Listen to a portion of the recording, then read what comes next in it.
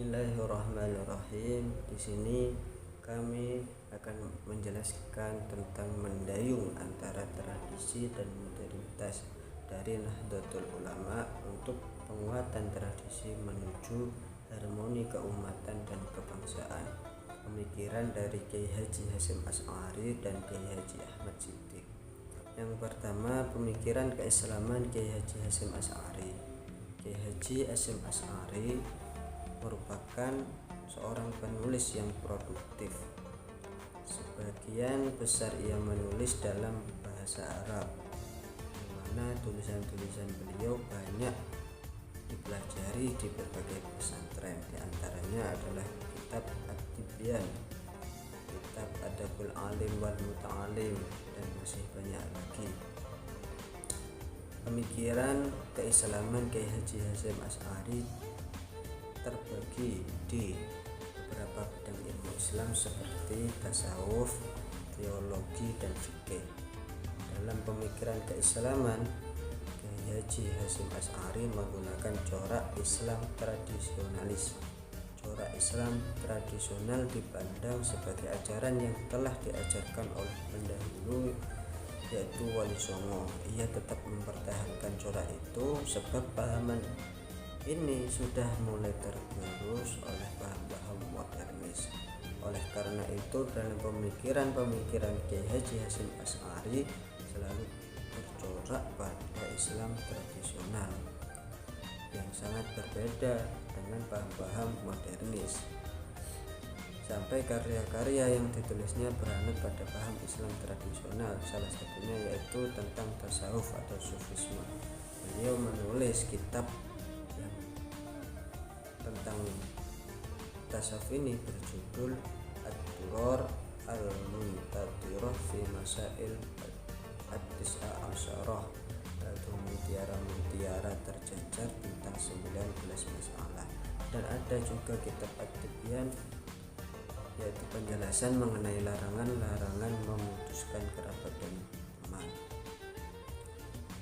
Contohnya, Kiai Haji Hasyim Asy'ari dalam kitab Ad-Durar ini menjelaskan bahwa dalam penyimpangan ajaran sufi adalah para sufi itu sendiri.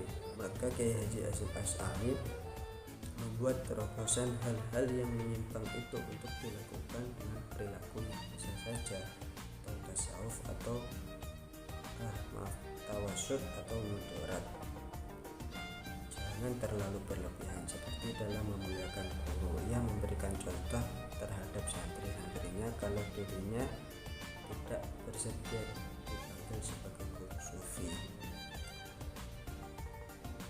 Setelah tentang tasawuf, ada juga pemikiran beliau yang tertulis dalam kitabnya, yaitu tentang teologi atau tauhid dan mengenai ahlu sunnah wal jamaah. Tertulis dalam kitab Ar-Risalah At-Tauhidiyah tentang teologi atau tentang ketauhidan, dan kitab Al-Qalaid fi Bayani ma yajib minal aqaid mengenai kewajiban-kewajiban menurut akidah yang dijelaskan dalam syariat dalam syair-syair. Kiai Haji Hasyim Asy'ari menjelaskan bahwa dalam meyakini keesaan Tuhan itu ada 3 tingkatan.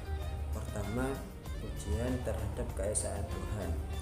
Biasanya ini yang dimiliki orang-orang awam yang hanya bisa atau sebatas keimanannya itu memuji Tuhan. Yang kedua, meliputi pengetahuan dan pengertian mengenai Tuhan. Ini dimiliki oleh ulama biasa atau ulama zohir.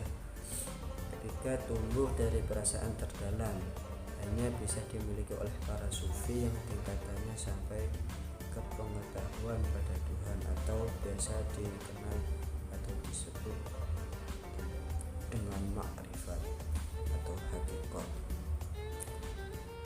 Setelah teologi, pemikiran Kiai Haji Asy'ari yaitu tentang fikih. Pemikiran Kiai Haji Asy'ari tentang fikih ini paling menonjol adalah tentang ijtihad ijtihad dan taklid.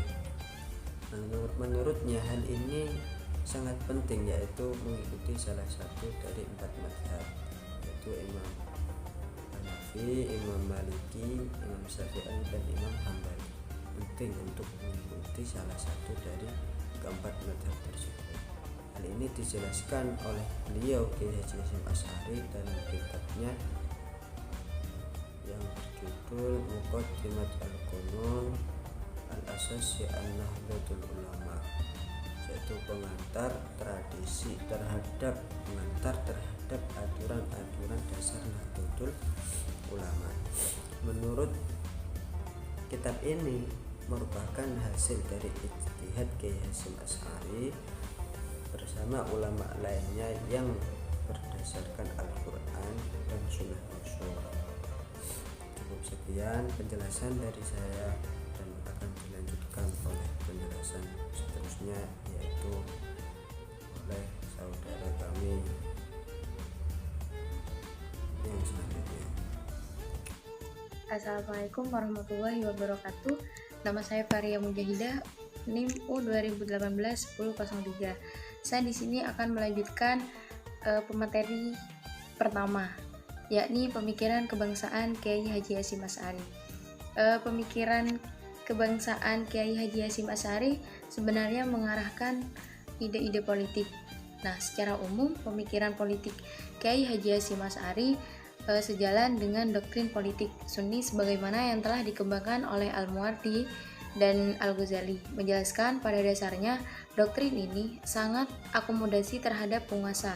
Hal ini dikarenakan pada saat itu dirumuskannya doktrin ini ketika dunia politik Islam mengalami kemunduran, yang pada gilirannya akan memunculkan anggapan bahwa posisi rakyat sangat lemah dan mereka harus tunduk terhadap penguasa.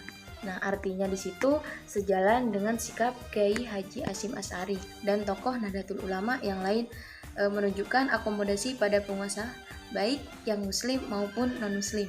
Selanjutnya, pada masa awal karir kehidupannya, Kiai Haji Hasyim Asy'ari bukanlah seorang aktivis politik dan bukan pula musuh penjajah.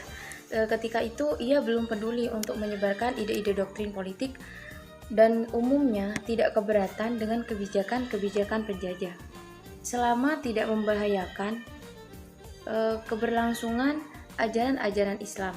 Puluk mengatakan, dalam kaitan ini Kiai Haji Hasyim Asy'ari tidaklah seperti tokoh-tokoh nasionalis.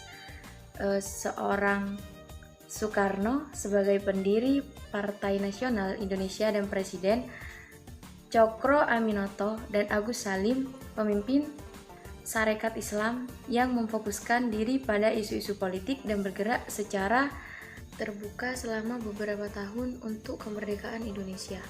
Meskipun demikian, Kiai Haji Hasyim Asy'ari dapat dianggap sebagai pemimpin spiritual bagi sebagian tokoh politik. Aktivitas politiknya sendiri bersifat low profile. Sampai akhir hayatnya, Kiai Haji Hasyim Asy'ari juga tidak pernah secara terbuka bersikap konfrontasi terhadap penjajah. Dengan demikian, untuk mengerti lebih dalam pemikiran kebangsaan Kiai Haji Hasyim Asy'ari dalam perkembangan politik dan pengaruhnya kepada para pemimpin muslim saat itu harus diperhatikan. Selanjutnya, implikasi pemikiran kebangsaan Kiai Haji Ahmad Siddiq di Indonesia.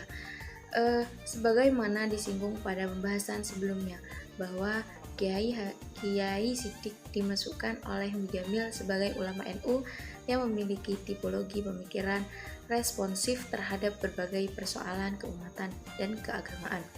Nah, oleh karena itu, setiap pemikiran, langkah dan gerakan yang dilakukan oleh Kiai Siddiq senantiasa membawa implikasi yang tidak kecil, lebih-lebih jika dikaitkan dengan perkembangan dan pertumbuhan pemikiran yang ada di Indonesia yang menyangkut ideologi bangsa. Dalam kaitan ini, Muhammad SAW Hikam memberikan penegasan bahwa seorang cendekiawan sebagai salah satu elemen terpenting dalam sivil Soviet masyarakat madani. Secara historis, memegang peran penting dalam proses pertumbuhan dan pemberdayaan dalam rangka menghadapi kekuatan negara. di negara maju maupun seseorang cendekiawan dianggap sebagai pelopor bagi terwujudnya sebuah wilayah publik yang bebas, yang akhirnya menjadi landasan bagi sebuah sivil Soviet yang mandiri. Dalam konteks ini, menelusuri implikasi pemikiran-pemikiran kebangsaan, Kiai Siddiq khususnya menyangkut hubungan Pancasila dan Islam adalah menarik untuk disajikan. Bila diruntun ke belakang, sebenarnya genealogi pemikiran kebangsaan Kiai Siddiq tidak dapat dilepaskan dari pemikiran para tokoh dan ulama pendahulunya.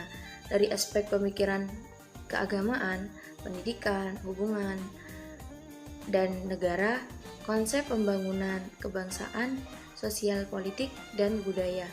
Kiai Siddiq berguru kepadanya ayahanda Kiai Haji Muhammad Siddiq, pamannya Kiai Haji Mahfud Siddiq, kemudian kepada Kiai Haji Ahmad Wahid Hasyim, Insinyur Soekarno, Bung Hatta, dan Syahrir.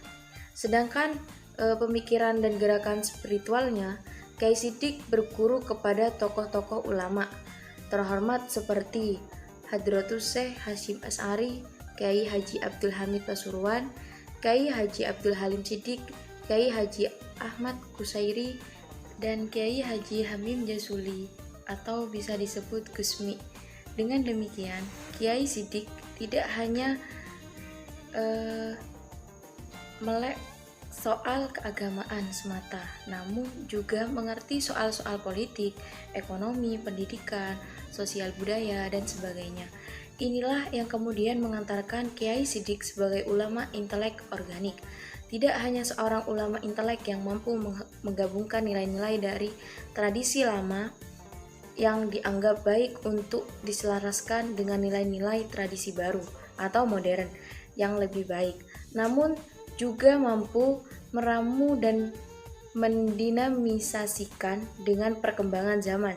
Hal ini relevan dengan ada yang selama ini dipegangi oleh kalangan Nahdlatul Ulama, yakni bisa disebut NU, yaitu menjaga dan melestarikan hal-hal lama yang dianggap baik dan mengambil hal-hal baru yang dianggap lebih baik dan bernilai maslahah. Selanjutnya, gagasan Kiai Siddiq yang memiliki pengaruh kuat bagi perkembangan bangsa Indonesia hingga sekarang adalah gagasannya tentang penerimaan Pancasila sebagai ideologi atau dasar negara yang dianggapnya sudah final dalam kehidupan kenegaraan dan kemasyarakatan di Indonesia. Pancasila tidak perlu lagi dipertentangkan dengan Islam. Dengan hal ini, pernyataan tersebut walaupun dinyatakan Kiai Siddiq pada tahun 1983 ketika Munas Musyawarah Nasional alim ulama di Situbondo, namun implikasinya hingga kini masih sangat terasa ketika bangsa Indonesia dihadapkan pada adanya tuntunan dari sebagai kelompok masyarakat untuk mempersoalkan kembali Pancasila dan Undang-Undang 1945 sebagai ideologi bangsa dan menginginkan kembali kepada Piagam Jakarta. Padahal keinginan untuk kembali kepada Piagam Jakarta merupakan ilusi dan tidak realistis dalam kehidupan kebangsaan di Indonesia. Mungkin cukup sekian dari saya, kurang lebihnya mohon maaf. Assalamualaikum warahmatullahi wabarakatuh.